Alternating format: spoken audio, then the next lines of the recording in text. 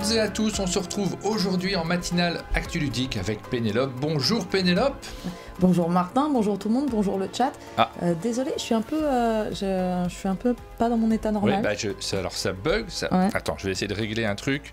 On va voir si ça peut... C'est tout figé l'image là de mon côté, ça arrive parfois les petits problèmes. Ça y est, j'ai résolu le problème. Mais quel Beaucoup humour. moins de problèmes maintenant, on va pouvoir faire cette matinale Actu Ludique, le format dans lequel on vous parle de l'actualité. T'étais toute figée et là, voilà, t'es présente. Je suis en mouvement, puis j'étais loin, puis d'un coup je suis là. Ouais, ça serait super ça quand même. Mais oui, et ça nous ferait gagner beaucoup d'interactions. Clac. On fait cette matinale d'Actu Ludique exceptionnellement ensemble au chalet pour le numéro 50. C'est la 50e Actu Ludique. Encore. Enfin, tu m'as dit ça, j'ai pas vérifié parce que j'avoue que je retiens pas les numéros. Oui, c'est ça, c'est ça. Bah, normalement, c'est ça. Si on est à peu près bon sur les comptes. Je vois le doute se lire sur ton visage. C'est parce que je sais pas si je tiens bien les comptes, mais je crois qu'on est au 50. Voilà. Si, c'est 50, donc c'est un événement 50 émissions, ça commence à faire pas mal quand même. Et alors, on a la possibilité de pouvoir interagir ensemble, parce que c'est vrai que très souvent, quand on fait cette émission, on est en visio, tu es sur Paris, moi je suis ici, dans cette région magnifique, dans laquelle on peut se balader après avoir fait des émissions. Juste après, en général, je vais me promener avec le chien. Et tu profites de la nature, des vaches, tout ça... Alors que moi, non. Et on a eu 2-3 fois les remarques, on sent des fois un froid entre vous. Alors pas du tout déjà, d'une part, c'est l'occasion de le dire. C'est l'effet visio, en réalité. On a ce décalage, c'est quand même beaucoup plus agréable de pouvoir se regarder quand on se parle, d'avoir les interactions directes. Donc là, on va en profiter pour c'est pas un anniversaire. Et puis des fois, on s'entend moins bien quand on est en visio, c'est-à-dire que l'autre n'entend pas forcément toutes les phrases aussi bien que quand on est côte à côte, quoi. Donc, exactement. Donc dans cette émission, comme d'habitude, on va vous parler de tout ce qui s'est passé dans l'actu ludique, en tout cas les informations auxquelles nous avons eu accès. Je suis en train de chercher notre menu traditionnel qui n'a pas tellement changé alors que j'aurais dû rajouter une rubrique. Je suis un peu bête ce matin. Car il y a une rubrique supplémentaire. Ben oui, on a une publicité qui sera diffusée en cours d'émission, donc on va vous faire le bonjour d'intro, on est en train de le faire, les news ludiques, il y en a quelques-unes, Board Game Arena, on fera la pub à ce moment-là également, donc on vous diffusera la petite publicité sur Storybox que vous avez déjà vu pour ceux qui regardent toutes les matinales, puisqu'on l'a fait également dans les jeux du chalet, le format dans lequel on fait des critiques de jeux de société qu'on a tourné en début de semaine avec Ludovic Maublanc et Aline. Le tour du monde ludique, on fera le tour des jeux, des annonces de jeux de société, les sorties, les quelques sorties de cette semaine, les financements participatifs, et on terminera avec les vidéos qu'on a diffusées sur notre chaîne après la pause, parce que c'était les grandes vacances de mai. Et donc il y a eu une petite pause. C'est des grandes vacances. Oh là là, oui, je n'en peux plus. Cette émission, elle est tournée en live, je lis vos commentaires en même temps, c'est ça qui me fait rire, donc on a la possibilité de revenir sur ce que vous nous racontez dans cette émission, elle est rediffusée ensuite sur YouTube, c'est là que ça fait le plus de vues, c'est là que les gens viennent chercher nos actus ludiques, c'est là qu'ils sautent d'un chapitre à l'autre, puisque c'est chapitré sur YouTube, ça l'est un peu moins en direct forcément. On va commencer directement par les news. Vous êtes obligé de le regarder en entier. Alors, juste avant de commencer par les news, je voudrais quand même revenir sur le fait que c'est la 50e émission. On a fait pas mal de choses. Il y a eu des évolutions dans cette émission, mais finalement pas tant que ça depuis le début. On reste sur les mêmes rubriques, c'est-à-dire les news, c'est-à-dire les jeux qui vont arriver et puis les financements participatifs en fin d'émission. Et là... Alors, je ne vous ai pas préparé le formulaire, peut-être qu'on le fasse à l'occasion. J'ai peur qu'il m'annonce des choses. Non, pas du tout, mais on a envie de revenir sur vos retours à vous aussi qui regardez cette chaîne.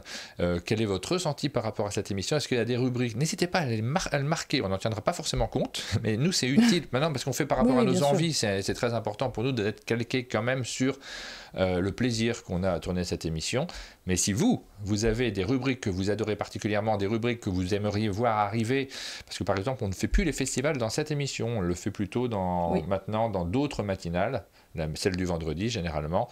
Il y a des rubriques qui sont sorties, il y en a d'autres qui prennent de la place, il y en a certaines peut-être que vous ne regardez pas. Donc n'hésitez pas, dans les commentaires de cette vidéo, pour ceux qui regardent sur YouTube particulièrement, parce que sur Twitch ça va être plus compliqué, mais de nous dire quelles sont vos rubriques préférées. Vous pouvez nous faire un classement. En 1, je regarde toujours ça, en 2, c'est plutôt ça, en 3, c'est ça, et puis en 4, ça je regarde pas du tout, je m'en fiche. En général, je zappe la séquence. Mais ça, c'est très intéressant pour nous. Oui, c'est hyper intéressant, et surtout il va y avoir des changements dans cette émission. On a commencé à en parler, on est en train de préparer la saison. Qui vous préférez entre nous deux, bien sûr. Non, ça vous ne le dites pas.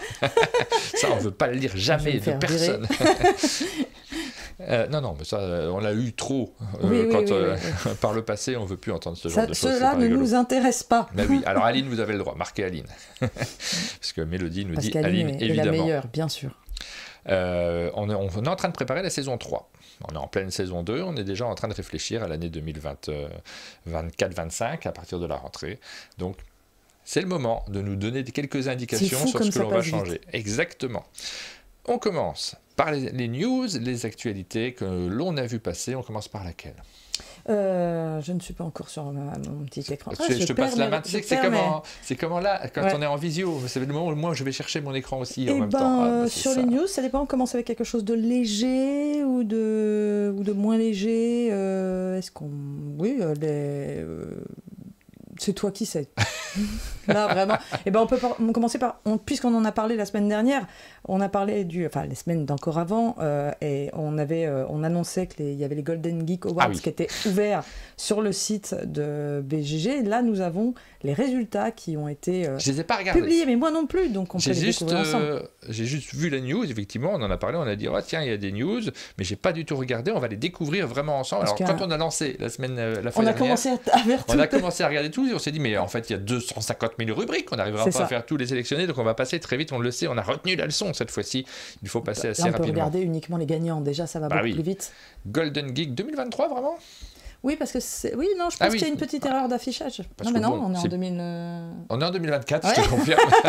C'est une première news aujourd'hui. Nous sommes en 2024, sachez-le. On vous donne des petites informations comme ça de temps en temps. Ça, c'est des choses qui m'arrivent de temps en temps. Je me perds dans les années. C'est l'âge.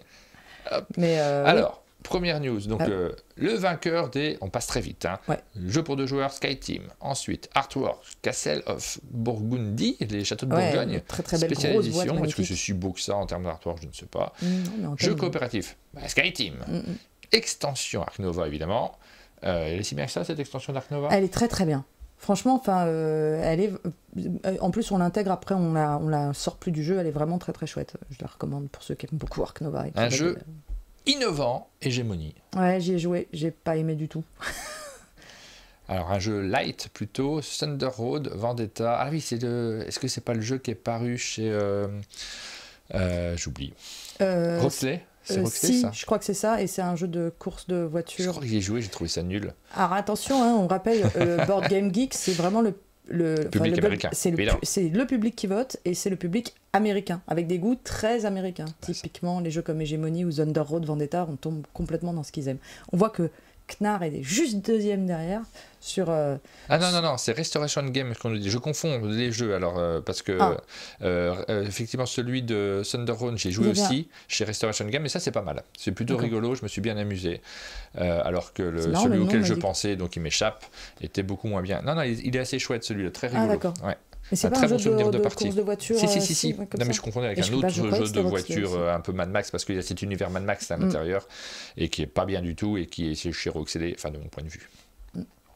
Ensuite, on a Earth, qui a fait beaucoup parler de lui aussi, encore hégémonie en jeu lourd, en party game That's Not a Hat. Ça fera plaisir à personne. Voilà. Print and play. Waypoints, est-ce qu'on joue déjà en print and play? Nous non, mais peut-être qu'aux États-Unis c'est important. Je ne connais pas Waypoints. Par contre, je connais Fliptown, le deuxième, qui est vraiment très chouette. Solo game, Legacy of You. Mais ça, c'est des jeux qui ont été. C'est pas du print and play. Fliptown, on peut l'acheter. Non? C'est vrai, mais il a peut-être été en print and play en premier. Au départ. Legacy of You en jeu solo. Ouais. Un gros Legacy. On va arriver à la fin quand même. Jeu thématique. Alors voilà, on met plein de catégories, mais c'est pour récompenser. Ça, c'est vraiment tous les suffrages. C'est vraiment la méthode américaine type Oscar. On sait que les films qui ont remporté le plus d'Oscars de l'histoire du cinéma, c'est Ben-Hur et Titanic, avec 11 récompenses. Il y a peut-être un troisième, mais je les oublie. Oui. Est-ce qu'il n'y a pas Le Seigneur des Anneaux, le volume 3, qui a eu 11 récompenses aussi? Je crois qu'il en a eu beaucoup. Oui, le retour, je ne sais plus. Lequel, on ne sait plus, ces informations approximatives nous ont offert par un monde de jeux. Les jeux, donc les Américains aiment bien qu'un même jeu remporte plein de récompenses pour pouvoir faire des stats. 14 Oscars de mémoire, moi j'étais sur 11. Moi j'étais sur 13 dans ma tête, mais j'ai rien osé. J'étais sur le record sur 11 sur Ben-Hur et Titanic, donc c'est peut-être 14. À vérifier en direct, puisque là c'est... le retour du roi, voilà. Ouais, c'est Dark Meeple qui dit 14 pour... on a Twitch Tot, on aura peut-être l'information au cours d'émission sur 11. C'est important d'avoir les bons chiffres dans nos émissions. Ensuite, Best Podcast, on n'a pas ça comme récompense en France, mais c'est super intéressant. La seule limite de ce genre de récompense, on le disait, c'est que ça risque d'être chaque année le même. S'il est vraiment le meilleur, c'est difficile de faire mieux parfois. Et la meilleure application de jeu de société, ben ça c'est l'application qui sert dans le jeu lui-même, donc pas un jeu de société adapté, mais vraiment l'application pour le jeu de société. Donc apparemment c'est Unmatched, moi je fais confiance au public. Et donc c'est, pour les wargames on n'avait pas cité, Undaunted, en français c'est Inflexible. Inflexible, voilà. Qui est vraiment très chouette. 11, on vient de vérifier autant pour moi en égalité avec Titanic et Ben-Hur, n'oubliez pas Ben-Hur. Très important Ben-Hur. Qui est peut-être le meilleur de tout cela. Oh, je sais pas. Difficile de comparer les époques. Ah oui, mais ça, c'est l'effet de l'âge. Est-ce que Ben-Hur est vraiment meilleur? Je me regarde Ben-Hur. Que Titanic, ah oui, ça, il n'y a aucun problème. Ouais. C'est pas mal, Titanic, quand même. Vous êtes bien dans notre émission spéciale 4 heures cinéma. d'un bateau qui coule, merci. Hein. Ah bah, je trouve que c'est pas le cœur du film, le bateau qui coule. On le sait dès le début. Deuxième nouvelle, on va revenir sur alors une petite nouvelle sur laquelle c'est intéressant de revenir parce que ça devient difficile de faire confiance au site, que ce soit celui des impôts, celui qui vous annonce vos PV ou alors Philibert apparemment. Faites attention, vous risquez quand vous cliquez sur des liens qui sont sur les réseaux sociaux de tomber sur des faux sites qui cherchent juste à vous faire dépenser de l'argent, mais pas pour acheter des jeux. Donc ça, c'était une annonce de Philibert qui a eu cette mésaventure-là, et je pense que maintenant, ça rentre dans le paysage Internet, très régulièrement. Il y a des sites sur lesquels il vaut mieux pas cliquer. Je suis en train de chercher comment vous le montrer, voilà, c'est comme ça. Donc il y a eu une petite annonce de faux site Philibert. Donc vérifiez systématiquement quand vous faites une commande, c'est pour ça qu'on insiste là-dessus, c'est quand même important. J'ai vu dans les commentaires des gens qui sont pas du tout le type de personnes qui tombent dans des arnaques, mais qui font tellement confiance à la marque qu'ils ont vue, et c'est des sites qui sont parfaitement imités. Vérifiez bien que dans la barre d'adresse, c'est plus difficile sur téléphone, mais il faut quand même regarder. Qu'il n'y a rien d'autre que... C'est bien marqué www. Le site que vous êtes en train de consulter. Là, on vous parle de Philibert, mais ça peut être n'importe quel autre site de commande par Internet. Et puis, avant de passer votre commande, puisque ces usurpations d'identité vont vous amener à perdre de l'argent. Un petit indice quand même, si jamais vous devez re-rentrer vos informations, voilà, c'est que c'est pas le bon site a priori. Oui, non, ou essayer de faire aussi de retourner à la base du site internet quand vous êtes sur des liens comme ça, en général ça ne marche pas. Et puis, donc, si vous êtes en ville, n'hésitez pas à passer directement dans votre boutique ludique. Vous faites comme vous voulez, bien évidemment. C'est pratique de pouvoir acheter sur Internet. On ne dit pas le contraire, je le fais aussi. Mais là, c'est sûr quand on rentre dans une boutique, vous n'êtes pas dans une boutique de parfum. C'est bien des jeux de société, vous pouvez les prendre, il n'y a pas de problème, on ne vous vole pas. C'est aussi l'avantage des boutiques ludiques. Dans le chat, on dit que le passe-temps aussi a été visé. Donc peut-être que la boutique du passe-temps a subi les mêmes avanies. Voilà. Donc ça, il faut faire plutôt attention, ça devient la norme, il y a beaucoup de faux sites aujourd'hui. Alors c'est plus difficile quand tu ne connais pas le site, hein. Quand tu vois un produit et que tu te dis « je ne connais pas trop le site, je vais tenter le coup », maintenant ça devient, il faut vraiment pouvoir faire confiance aux acteurs pour pouvoir vérifier que c'est la bonne adresse. Ensuite, nous avons une petite news sur un rachat. Alors j'avais loupé cette news et je l'avais loupé au moment de sa sortie parce que je vois que l'article qu'on va vous montrer date du 30 avril. Donc on avait fait une émission depuis. C'était juste avant qu'on fasse notre émission. Je trouve le logo de cette maison d'édition franchement beaucoup trop cool. Ah ouais, de toutes les couleurs. Ouais, moi j'adore. Alors cette maison d'édition justement devient un studio. Donc la maison d'édition Neon Knight, j'avais loupé cette info, je l'ai retrouvée chez Ludovox, merci à eux de l'avoir relayée. La maison d'édition Neon Knight, qui est une maison d'édition qui a été fondée par Manny Tremblay, qu'on connaît bien parce que c'est l'un des auteurs de pas mal de jeux, Wondersland Noir par exemple. Et d'autres. Et là tous les Dice Throne. Qu'il a fait également. Je me demande s'il n'est pas sur les Cascadia, sur ces jeux-là. Là, j'ai un doute, là, par contre. Ça, c'est de mémoire et je ne suis pas sûr. Je sais qu'il y a plusieurs auteurs également dessus. Il avait sa maison d'édition. Cette maison d'édition, maintenant, devient un studio de Cheap Theory Games pour faire du jeu un peu plus léger que n'en fait cet éditeur, puisque c'est un éditeur qui fait, vous savez, ces fameux jeux dans lesquels il y a des chips de poker, des jetons de poker, bien lourds, bien agréables, très à l'américaine, qui plaît énormément aux joueurs. Il y a des joueurs qui récupèrent tous les jeux, quoi qu'il se passe de Cheap Theory Game par principe avant de les découvrir, bien sûr, parce que c'est des jeux qui sont absolument passionnants par le matériel qui font vibrer la passion du jeu de société. Qui de toute façon sont des jeux qui sont hyper travaillés, c'est-à-dire qu'il n'y a pas de jeu de remplissage chez Cheap Theory Game. Tous leurs jeux, ça prend des mois, des années de développement, il y a un matos monstrueux, donc c'est un peu des gages de qualité d'office, même si on n'aime pas le jeu après, on sait que on a peu de chances d'être déçu quand on aime leur genre de jeu, quoi. Voilà, donc ça devient un studio supplémentaire pour... vous pouvez lire l'article, vous pouvez le retrouver sur le site de Chip Theory Games. Donc ça, c'est un Chip Theory Game grandi d'une certaine manière. Et c'est vrai que quand on connaît les jeux de Mani Tremblay et de... Ça colle pas mal. Bah, c'est des univers forts. Après, c'est des mécaniques qui sont beaucoup plus simples. Oui. C'est vraiment très accessible à chaque fois, parce que même Wonderland War, c'est un jeu qui n'est pas très complexe dans sa mécanique, un peu long, mais pas complexe dans la mécanique en elle-même. Donc ça, oui, c'est une branche supplémentaire qui sera intéressante à suivre, en tout cas, parce que c'est un auteur plutôt de talent. Là, je vois que tu as ouvert la page. Est-ce que tu as retrouvé d'autres jeux? Radlands? Oui, Radlands. Et puis j'étais en train de me dire qu'effectivement, c'est également leur studio, c'est également un studio qui donne beaucoup d'importance à l'aspect et au matériel dans le jeu, donc je pense que c'était une association qui pouvait peut-être sembler évidente quand on cherche un studio plus petit que le sien pour faire des jeux plus accessibles. C'est vrai que ça c'est pas étonnant comme rapprochement. Voilà pour les news. On a fait le tour des news, on passe maintenant à notre rubrique sur Board Game Arena. Oui.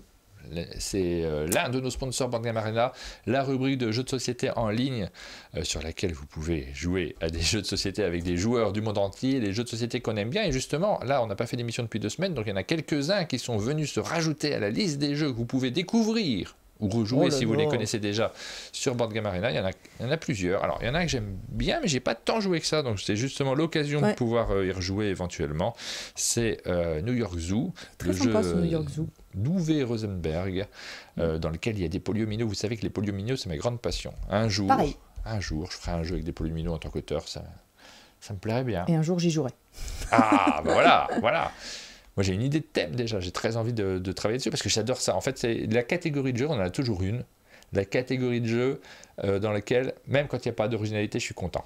On nous dit, et le jingle? Ah, je dis ça, j'oublie tous les jingles. Vous voulez le jingle Board Game Arena? Parce que je l'ai oublié sur les news aussi. Vous n'avez rien vu, on va recommencer cette séquence, pas du tout, mais je vous mets le jingle au milieu, c'est un nouvel... il y a un nouveau jingle? Non, mais je le mets au milieu de l'émission. D'accord. Tu l'auras pas non plus parce que j'ai coupé le son ici aussi, je suis désolé. J'ai jamais le jingle. Mais t'imagines. Il est bien en plus celui-là, la musique qui est chouette et cool. Donc, New York Zoo, ça vient d'arriver, c'est pas le seul. Il y a PAX Renaissance. Alors, celui-ci, moi, j'y ai pas joué, donc ça, je le connais moins. J'ai très envie d'y jouer. Sur BGA, par contre, parce que les gros jeux, je n'ai jamais envie d'y jouer sur BGA. Ça peut être utile quand, justement, on n'a pas la boîte. Donc, ouais, j'ai très envie d'essayer les deux. Ensuite, nous avons Boréal qui revient, je crois. Il était déjà disponible sur Board Game Arena, mais l'expérience n'était pas optimum. Donc l'éditeur l'a enlevé. Il revient sur Board Game Arena. Vous allez pouvoir y jouer avec une bien meilleure expérience. Et c'est un chouette jeu. Moi, je trouve que ça se prête complètement à jouer en ligne, ce type de jeu-là. Et clairement, j'ai envie d'y jouer. J'ai envie de me lancer une petite partie, de voir comment l'adaptation a été faite. Je n'ai pas encore eu l'occasion de me lancer dessus, mais j'aime bien le jeu, donc je suis content de le trouver sur la plateforme. Nous avons Solstice, pareil. Même topo, jeu à 2. Les jeux à 2, ça marche bien, je trouve, de manière générale, sur Board Game Arena. Le nouveau jeu de Corentin Lebras et Bruno Catala, qui a très bien marché sur notre chaîne en vidéo, donc je m'attends à ce qu'il fonctionne bien aussi sur la plateforme. C'est des formats super, ça, pour Board Game Arena. C'est des petites parties qui s'enchaînent. Vous avez vu passer des alertes. En général, je les enlève, je ne les ai pas enlevées, parce que là, on est dans notre format au chalet, où on tourne à 2, et du coup... Déjà des milliers de parties, nous dit-on dans le chat, sur Solstice, dans les stats. Donc j'enlève les petites alertes sur ce que vous avez vu passer en haut de l'écran. Ces alertes nous indiquent quand quelqu'un s'est abonné ou nous a envoyé des dons. C'est le cas de Big Mich qui nous a envoyé 200 bits. Merci beaucoup. Merci. C'est les soutiens que l'on a sur la plateforme Twitch. Ça nous aide également, comme nos sponsors. Le dernier jeu qui vient d'arriver sur Board Game Arena, c'est Super Mega Lucky Box, le jeu de bingo. Je l'aime trop celui-là. Ça marche très bien aussi. Et alors, là, tu vois, pour moi, c'est parfait sur ce genre de plateforme. Pourquoi ? Parce que comme je suis un étourdi, quelqu'un qui oublie sur les roll and write dans lesquels il y a de la combo, en général, je me perds. C'est-à-dire que je coche la combo, j'en profite, après je reviens, est-ce que j'en ai profité ? Je ne sais plus, dans le doute, je la reprends. Dans le doute, je la reprends une 3e fois, une 4e fois. J'ai fini toutes mes cartes alors que les autres n'ont pas commencé à jouer. Il y a un problème. Ça, c'est les grands étourdis. Je pense que vous êtes quelques-uns à vous reconnaître dans cette description. J'en fais partie. Moi, j'oublie tout au fur et à mesure. J'ai une mémoire de poisson rouge quand je joue aux jeux de société. Moi aussi, mais j'aime beaucoup trop l'effet je peux cocher ça, et du coup, je peux cocher ça, mais du coup, je coche tout ça. Voilà, ça, c'est ma passion. Dans les roll and write, quand on me donne ce genre de sentiment, j'adore. Super Mega Lucky Box, il fait un peu ça, ouais. Voilà, et sur Board Game Arena, on n'a pas le problème, puisque oui, forcément, là, vous n'allez pas pouvoir profiter plusieurs fois d'un même bonus, donc ça va très très bien fonctionner. Très bonne nouvelle, le fait qu'il arrive sur cette plateforme-là. Là aussi, on va se lancer. On réfléchit même à faire peut-être un petit peu de Board Game Arena en ligne sur la chaîne, autour de certains jeux. On en discute actuellement avec Cocktail Games, on va voir ce qu'on va faire. Un gros tricheur finalement, alors tricheur par omission, c'est pas, je pense que le terme est un peu violent là pour le coup, parce que vraiment je n'aime pas du tout, ça me plairait pas de gagner en ayant triché volontairement. Ça existe, hein, on en croise de temps en temps, même dans le monde du jeu, des gens qui trichent en connaissance de cause. Les tricheurs que je connais, du coup, je joue à des jeux coop avec eux. Avec eux ouais. Ah ouais, tu joues quand même avec eux. Comme ça, s'ils trichent, ça me rapporte aussi à moi. C'est pas notre seul sponsor. Ah ben, on peut pas éviter ses amis tricheurs. Board Game Arena sur cette vidéo, puisque nous avons des publicités, on essaye de développer les publicités. Merci beaucoup à Blandine qui travaille sur le dossier, qui fait l'aspect commercial d'un monde de jeu, avec l'adresse mail chalet@gmail.com. Vous pouvez l'utiliser si vous êtes annonceur, si vous voulez que nous soutenir, et informer les gens qui regardent cette émission. Et cette semaine, notre sponsor, c'est Tiki Édition avec le jeu Storybox. C'est le moment de diffuser la petite publicité. Elle dure 50 secondes, je crois, et on se retrouve juste après.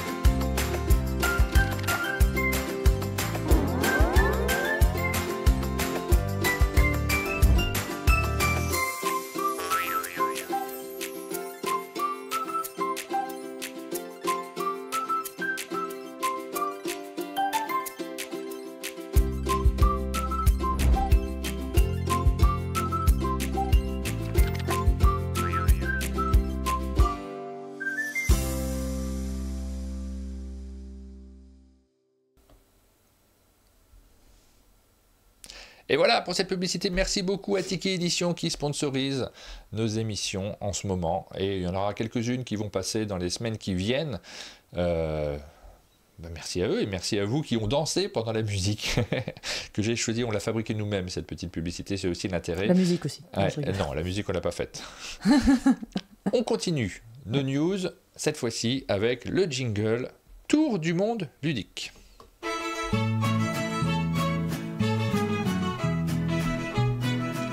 On commence par visiter quoi, la France ? La France, comme d'habitude, on commence par chez nous parce qu'on prépare nos bagages.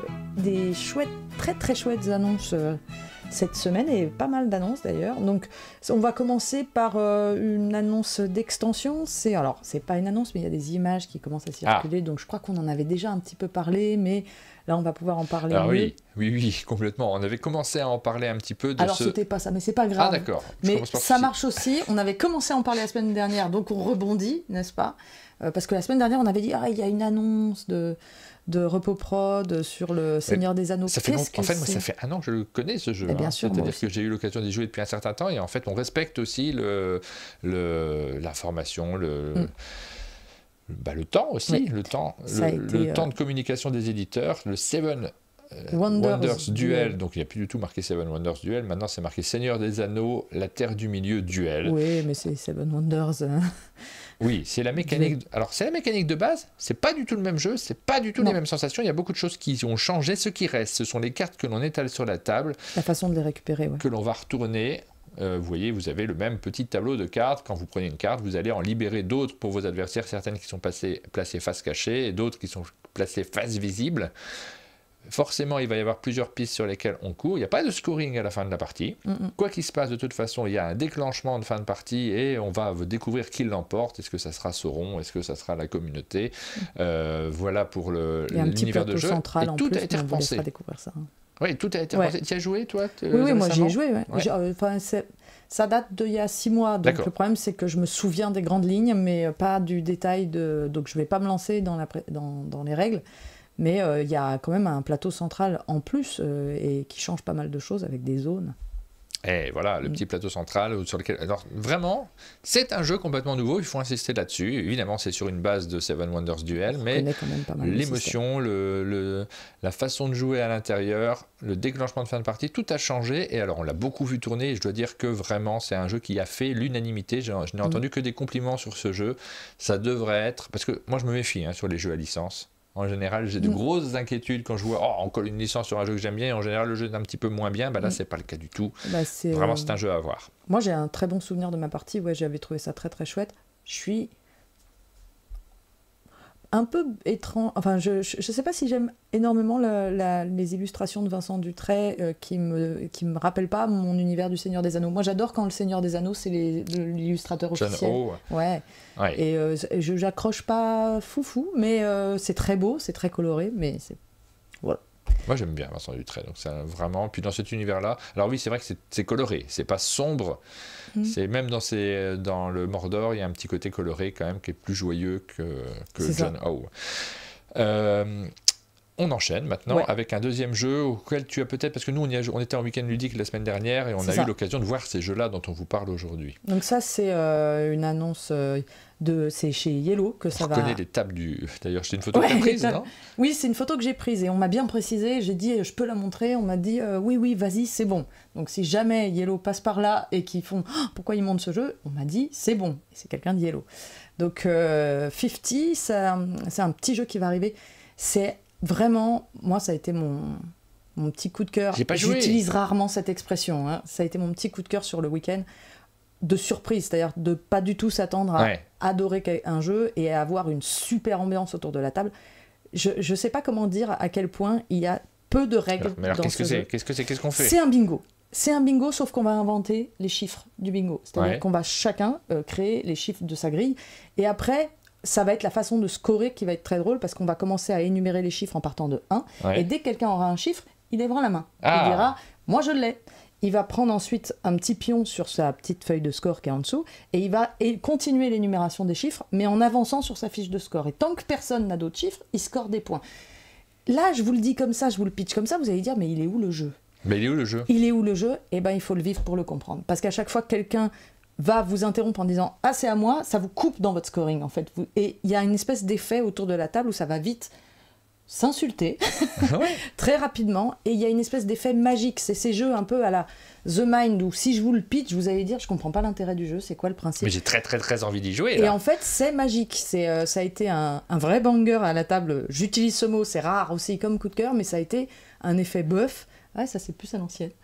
Autour de la table, on a joué avec Théo Rivière, voilà, et on était éclatés, quoi. C'était vraiment éclaté. Ah oui, là c'est tous les termes de Jones. Mais c'est Penny Jones. Ouais. Je sais pas, non, ça marche pas. C'est étonnant. Moi j'adore quand c'est un peu le même principe que alors. 2 pommes, 3 pains, il y a un calcul. Là, il n'y a pas de calcul mental. On est encore. Voilà, mais c'est ce genre de jeu où on se dit... Tu sais quand il sort ? Parce que moi, j'ai hyper envie d'y jouer. Là, j'ai envie de le découvrir. Je sais pas, j'ai pas d'infos là-dessus. Je pense que ça va être dans pas si longtemps, en tout cas dans le courant de l'année, c'est sûr. Et ouais, après, j'ai peut-être eu une partie particulièrement chouette, avec des gens particulièrement cool. Il y a des gens, c'est typiquement le genre de jeu où il y a des gens qui vont insulter le jeu en disant « je comprends pas, il n'y a pas de jeu, c'est de l'arnaque, etc. » Oui, mais...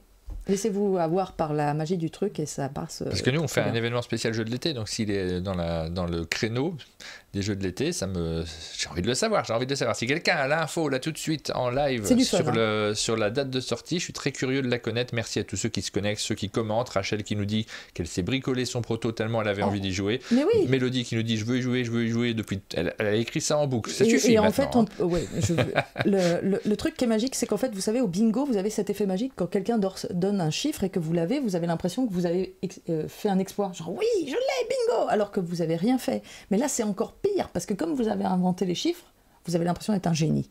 Et c'est ça qui est... Enfin, pas inventer les chiffres, vous avez juste créé votre grille. Ah oui, vous avez l'impression d'être un génie. Alors que c'est le chiffre. Moi, j'ai le truc. Le truc. Ouais. Non, mais c'est entre 8 et 9. C'est ça, c'est une arnaque mentale, mais c'est la magie qui crée le... Moi, j'adore. Je suis ultra fan. On continue avec Athéna. Athéna, c'est l'extension d'Acropolis. Oui. À laquelle tu as pu jouer également ce week-end. J'ai pu y jouer. Je suis passé à côté de tout, comme Alors, d'hab, je n'ai pas joué. Moi, c'est un de mes... Je m'en rends compte à chaque fois que j'y rejoue. Pareil, il y a des gens qui sont pas du tout sensibles à la construction avec ce genre de tuiles, etc. Moi, c'est, je pense, dans mes 10 jeux favoris de tous les temps. Je suis ultra fan d'Acropolis. Ça marche. J'aime bien les jeux de tuiles, mais tu vois, je sais pas. Je me pose toujours la question de savoir quel est le jeu que je préfère entre Acropolis et Cascadia. Moi, c'est Acropolis, il y a eu une extension très sur Cascadia qui l'enrichit aussi.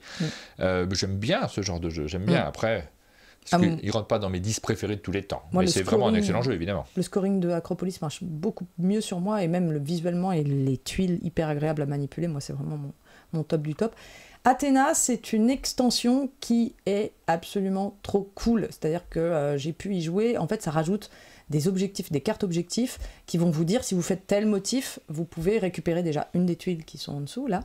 Et puis vous allez, si vous récupérez, à chaque fois qu'on récupère un objectif, on va récupérer un morceau de statues qu'on voit qui sont au-dessus. Puis si on a la statue en entier, vos petits cubes gris là qui scorent 1 point en fin de partie, d'un coup ils en scorent 5. Donc c'est une extension qui vous fait scorer à balle, et vous avez une sensation encore plus... et c'est très très facile comme extension à implémenter dans le jeu, et moi j'ai trouvé ça hyper cool. Et c'est vrai qu'on se dit après, mais comment on peut rejouer sans ? Et moi j'ai adoré l'extension. Ça arrive en octobre. Comment on peut rejouer sans ? Est-ce que vous n'avez pas honte de rejouer sans cette extension ? Non, en mais plus, c'est... alors, énormément de commentaires ce matin sur le chat, les gens sont au taquet. Merci beaucoup de commenter autant. Si on avait autant de commentaires sur Facebook, sur YouTube, notre vidéo serait dans les hotness les plus vues. N'hésitez pas d'ailleurs, si vous regardez en ce moment la vidéo sur YouTube, à mettre des petits commentaires et des petits pouces. On adore on a lancé plein de raisons de donner des commentaires. La première, c'est de vous donner vos ressentis, en tout cas sur... Et la deuxième, c'est de nous aider. Et voilà, exactement. D'ailleurs, petit détail, mais l'extension dans cette boîte qui aura ce format, elle sera à moins de 15 €. 10 € nous a dit. Ouais, là, je vois ça sur sera le chat. très peu... Très peu cher, et moi j'ai trouvé que c'était très correct comme prix, donc très cool. Celui que j'attends avec impatience, moi, c'est Black Forest. Mais moi, aujourd'hui, je trouve qu'il y a des super annonces. Là, vraiment, Black Forest, trop chouette. D'entendre parler de ce jeu. Alors, on avait eu l'info parce qu'on en avait parlé avec Super Meeple lorsqu'ils étaient venus au chalet. C'est le jeu qui reprend pas mal d'éléments mécaniques, mais c'est pas le même jeu que La Route du Verre. Et La Route du Verre, j'aime tellement ce jeu, tu vois. J'aurais envie d'y jouer juste pour le plaisir. Là, est-ce qu'on a le temps aujourd'hui de faire un jeu comme ça pour le plaisir ? Est-ce qu'on peut s'autoriser ça un jour ? Non. Bref. C'est fou. Mais en tout cas, voilà, ça sort chez Fireland à l'origine, mais on a déjà l'annonce que ce jeu sera également disponible chez Super Meeple. Très cool couverture. Moi, je veux y jouer. Je veux y jouer, je veux faire des trucs dessus, je veux faire des vidéos dessus. Je veux faire des trucs dessus. Des vidéos, des choses en tout bien tout honneur. Oui, c'est ça. Oui, Black Forest, l'annonce de Super Meeple, ça nous réjouit énormément. Moi, Uwe Rosenberg, de toute façon, c'est un des auteurs où, quoi qu'il arrive, j'essaye. Et j'y joue. Parce que, en général, ça marche très très bien avec mon cerveau et mes goûts. Donc, on adore à l'allemande. Voilà, nos repères sont bien tranquilles. Et moi, la dernière annonce, elle me rend toute contente aussi. On va tout acheter, t'imagines ? Là aujourd'hui, j'achète tout. Mais c'est quoi le budget d'un monde de jeux là-dessus ? Oui, mais c'est étalé, c'est des annonces. Abonnez-vous à la chaîne. Voilà, je suis hyper contente d'annoncer que Civolution a enfin trouvé localisateur à son pied, parce que moi, on en parle de Civolution depuis Essen, puisqu'on l'a vu, il y a des images qui sont sorties, etc. On en a déjà parlé dans l'émission, mais il n'y avait pas encore de localisation officielle. C'est chose faite, c'est Matago qui va s'occuper de localiser Civolution, qui est le nouveau Stefan Feld, l'énorme nouveau Stefan Feld, avec un matériel absolument pléthorique sur la table. C'est un jeu dans lequel on va créer une civilisation, c'est un jeu de civ en fait.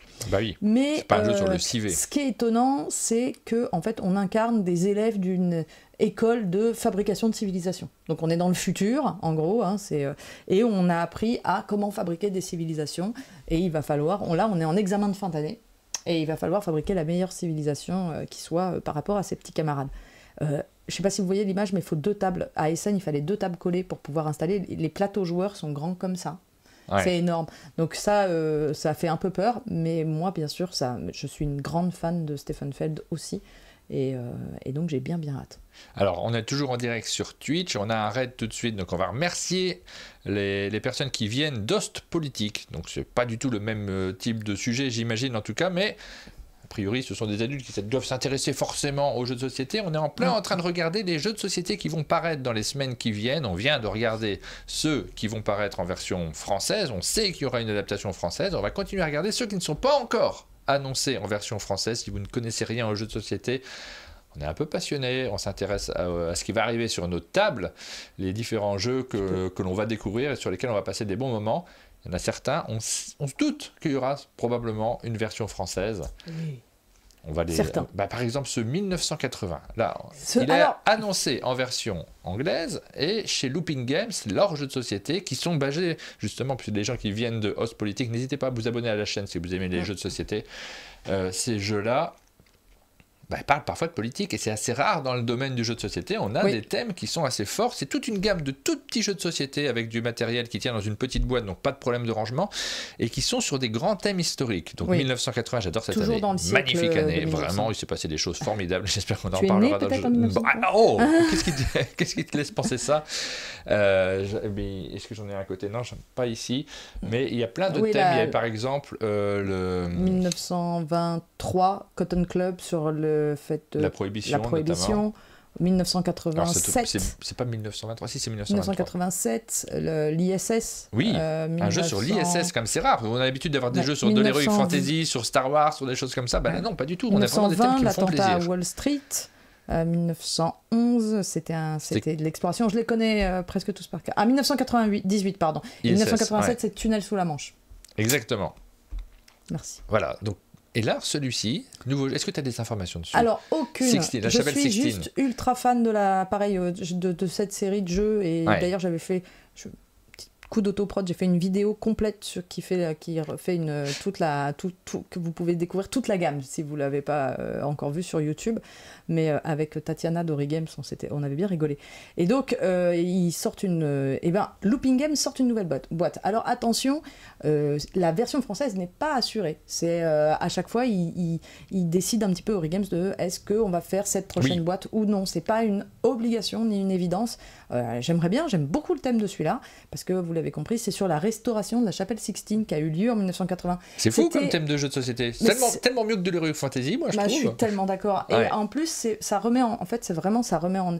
comme d'habitude, moi à chaque fois que je vois des jeux comme ça, du coup je tape 1980 et Sixtine et puis je découvre tout l'historique sur internet et je fais oui, c'est vrai, ça a été quand même super important parce que la chapelle Sixtine, elle était complètement couverte de poussière. Hein. Vous faites le comparatif des images, ça a été un chantier de presque 6 ans pour redonner ses couleurs d'origine à l'œuvre de Michel-Ange. Donc dans ce jeu, vous allez incarner des restaurateurs qui vont devoir restaurer la chapelle Sixtine. J'ai très très hâte de pouvoir mettre la main dessus, mais bien sûr, on ne sait rien d'autre sur ce jeu. On le découvrira, on y jouera peut-être. Très belle année, j'espère qu'il n'y en aura pas par contre sur 1980, qui est une année assez sombre, assez sinistre, beaucoup moins belle que 1980. Je vois qu'il y en a plein. Reviens Pénélope. On continue. Alors, d'autres jeux qui sont annoncés en version anglaise, peut-être plus tard en version française, peut-être qu'on aura l'occasion d'y jouer. On continue avec lequel? Moi, je sais pas, j'arrive plus à cliquer sur mon... Ça ne veut plus cliquer. Donc, on va continuer avec Oh My Goods. Ok, je le cherche, parce que, hop. Alors, Oh My Goods, c'est une big box. Ce jeu existe depuis un certain temps. Ouais. C'est un tout petit jeu signé à l'origine par Alexander Pfister, qui est un auteur qu'on aime beaucoup, qui fait de très bons jeux, parfois volumineux et parfois des tout petits, qui sont très chouettes. Oh My Goods, en fait, c'est un tout petit jeu de cartes qui tient dans une boîte comme ça. Alors, ça me fait rire le big box, parce que je pense que la big box sera grande comme ça. Voilà, on rappelle que c'est un jeu de cartes, quoi. C'est l'auteur de Great Westerns, c'est l'auteur de Sky Mines, de Great Western Trail, de Maracaibo, de Pirates of Maracaibo qui arrive. Moi, je pense que c'est pareil, c'est un de mes auteurs favoris. Et Oh My Goods, en fait, j'essaye de me souvenir parce que d'un seul coup, et ça arrive, j'ai un énorme trou de mémoire. C'est le jeu qui a inspiré d'origine, qui se passe dans l'univers d'un autre jeu de Alexander Pfister, dans lequel il y a un plateau, on se promène. Et c'est... Ah là là, ça va m'énerver. Port-Royal on se promène sur un plateau. Expédition à New Delhi, merci beaucoup. Voilà. Nous sommes des encyclopédies du monde du jeu. Expédition à New Delhi, qui est en plus mon favori de Alexander Pfister, qui est vraiment très très chouette. Assez léger celui-ci, comparativement, parce qu'il est sorti en même temps que Pirates of Maracaibo. Maracaibo, qui est un peu plus, oui, Maracaibo effectivement, qui est un peu plus lourd, et celui-ci est beaucoup plus léger. Il y a un nouveau d'ailleurs qui va sortir. Avec un petit sentiment d'aventure. Léger aussi, on est quand même dans du jeu de gestion, et Oh My Goods, oui, il y a un nouveau, il y a Pirates of Maracaibo, j'y joué, c'est très chouette, j'ai vraiment beaucoup aimé ce jeu. Est-ce que tu te rends compte que nous sommes 500? Alors on était plus de 1000 tout à l'heure, mais avec le raid. Bah, bonjour les gens. Et donc Oh My Goods, c'est un jeu que j'aime beaucoup, qui était introuvable en français en fait. Je sais même pas si ça va arriver en français. Mais si vous avez aimé Expédition à New Dale, c'est le jeu qui a inspiré Expédition à New Dale. En fait, c'est tout le système de cartes et de fonctionnement de ressources, de fabrication de bâtiments, etc. Qui tient juste dans un jeu de cartes et qui après a été repris dans Expédition à New Dale. Et donc là, ils sortent la Big Box, c'est-à-dire avec les 2 extensions, et moi j'ai pas les extensions. Franchement, si c'est en anglais, moi je vais me l'offrir, et j'invite tous les fans d'Alexander Pfister à se pencher sur le sujet parce que c'est vraiment très très très chouette comme jeu et ça se transporte partout. Et merci à tous ceux qui ont rejoint la chaîne, qui nous ont suivis d'ailleurs, parce qu'il y en a plein qui nous ont suivis en disant « Ah, elle est cool cette chaîne, ils sont sympas, ils parlent de jeux de société, c'est rigolo ». Merci à ceux qui s'abonnent également sur notre chaîne YouTube, faites-le, ça nous aide tellement, et ça nous permet de continuer à faire tous ces formats d'information, et de vous présenter par exemple Taméry. Qu'est-ce que c'est que ça, Taméry, et ben ça, alors pour l'instant il n'y a qu'une photo, c'est parce qu'on se promène, alors j'ai oublié, je suis un peu perturbée par mon manque de repères, mais j'ai oublié de dire quand même que Oh My Goods, on était en Allemagne, et qu'avec 1980, on était en Espagne. Je rappelle que quand même c'est un tour du monde, et que ce sont des jeux qui paraissent à travers le monde. Part en Italie. Taméry, on est en Italie. En Italie pour l'éditeur. Par contre, pour le thème, on voit que c'est pas trop l'Italie. D'après ce que je vois sur la couverture de ce jeu, on voit une pyramide. Voilà. Ça me semble pas être l'Italie. Placencia Game, donc c'est un nouvel éditeur italien. Nouvelle, j'ai déjà vu souvent ce logo. Ah oui, non, c'est pas nouveau du tout. Il y a quelque chose qui est nouveau, mais je sais plus c'est quoi. Alors à ce moment-là, c'est peut-être l'auteur qui est nouveau. Oui, l'auteur est nouveau. Enfin, l'auteur. Un nouvel auteur. Voilà, un nouvel auteur. Et c'est un jeu pour un 4 joueurs, des parties de 2 heures environ à partir de 14 ans. Pourquoi je l'ai sélectionné? Tout simplement parce que c'est exactement le genre de thème que moi j'aime bien. Ça va être un jeu entre initiés et experts, dans lequel nous allons nous développer autour d'une île et on va faire tout ce qu'on aime, c'est-à-dire qu'on va être agriculteur, construire des bâtiments, fabriquer des temples, mettre des prêtres dans les temples, construire des sphinx et plein de choses. On va vivre la vie d'un Égyptien à l'époque des pharaons autour d'une île. En jeu de gestion, moi c'est tout à fait ce que j'aime, donc je mets une petite croix dessus en me disant tiens, je regarderai quand ça arrivera. Alors on a des blagues sur le chat, mais je les comprends pas parce que j'ai pas les références, je pense. On nous dit une simulation pour faire des cartes d'identité et des passeports. Ah oui, Taméry. Ah d'accord, ok. Très drôle, ça y est, j'ai compris la blague. Très drôle. Merci, on les dit quand même, hein, mais on les découvre en direct. Le suivant, c'est de Matthew Dunstan et Brett J. Gilbert. Ça s'appelle j'aime beaucoup ces auteurs-là. Happy Home. Ça, je pense que j'aime bien quand ils sont ensemble, en fait, parce qu'ils nous font souvent des jeux qu'on apprécie. Alors, ce sont les auteurs d'Elysium, pour ceux qui ont un peu de mémoire. Ce sont les auteurs aussi de...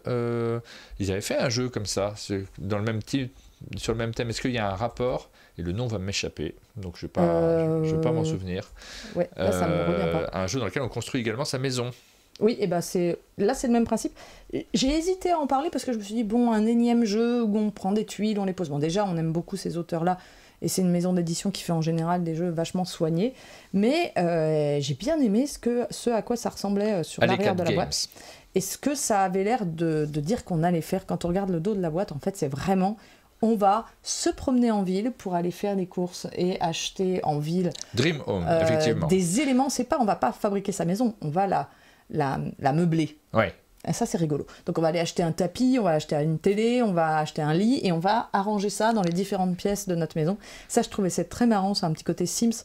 Je pouvais passer des heures à faire que ça dans les Sims. Merci au chat. Ça me fait penser effectivement à Dream Home, mais je ne suis pas sûr que ce soit les mêmes auteurs. J'ai un doute là. En fait, peut-être que je me mélange un peu. On est des encyclopédies ludiques, mais dans le bazar. J'ai calculé qu'en 50 épisodes d'Infoludique, j'avais dû pitcher environ entre 500 et 600 jeux. Donc on est des encyclopédies ludiques, mais on n'est pas des magiciens. Non, mais des encyclopédies complètement mélangées. C'est le fameux encyclopédie, mais qui n'est pas classé par ordre alphabétique parce qu'on n'y a pas pensé à classer les mots. Non, ça, merci ce sont pas les mêmes à Jessie31 qui a offert 5 abonnements sur la chaîne. Merci beaucoup. Et donc voilà, moi j'aime beaucoup l'idée de meubler la maison, de peut-être même, voilà, on va scorer il faut faire la maison la plus joyeuse, la plus feng shui, j'imagine, quelque part. J'adore ce genre de thème, ça me plaît beaucoup. Je suis assez, tu vois, c'est pas si bien rangé que ça, tu vois le studio là, tu avais l'idée qu'il était bien rangé, et peut-être que du coup pas tu le tout fais dans à les fait. jeux pour compenser, quoi. Oui. C'est de la compensation. On continue avec donc ça c'était en Angleterre, hein, je précise, à l'E4 Games, c'est anglais.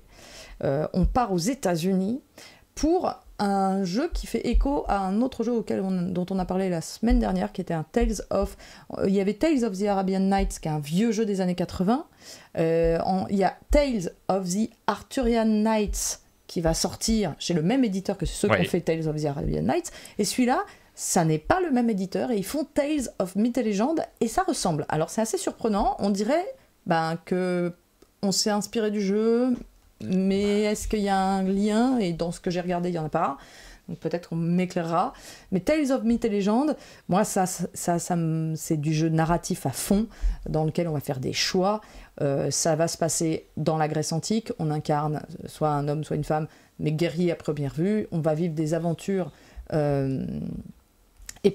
principalement narratives, c'est-à-dire qu'il y aura assez peu de matériel, type des combats, etc. C'est beaucoup du texte à lire, des choix à faire. C'est un peu du livre dont vous êtes le héros à plusieurs autour de la table. Moi, j'aime bien ce genre de jeu. Ça sort donc chez Van Reader Games. Et peut-être ça arrivera jusqu'à chez nous. Ça, je ne peux pas l'affirmer. J'aime beaucoup la couverture aussi de Miguel Coimbra, qui est un illustrateur qui est vraiment très chouette. C'est l'illustrateur de Seven Wonders, tout simplement. Voilà.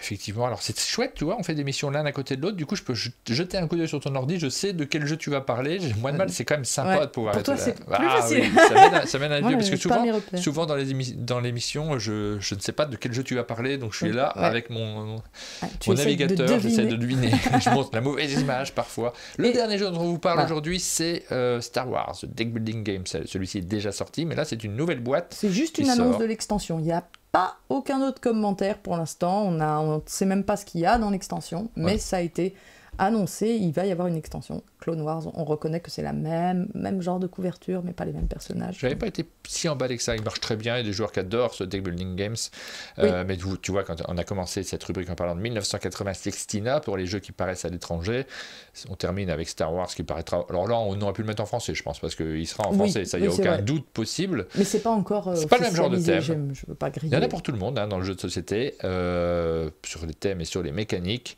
Clairement, moi je suis plus attiré par les thèmes originaux que par les licences. Tout à fait pareil. Nous sommes de mauvais geeks. Oh. Après, il y a moins besoin de commenter ces jeux-là, parce que les gens le connaissent en général, et puis il y a les aficionados qui ne loupent aucun jeu sur Star Wars, quoi qu'il arrive. Voilà, pour les jeux qui sortiront plus tard dans vos boutiques, on va passer maintenant aux jeux qui sortent cette semaine. Avec les sorties ludiques, c'est ceux que vous allez pouvoir trouver dans vos petites boutiques ludiques.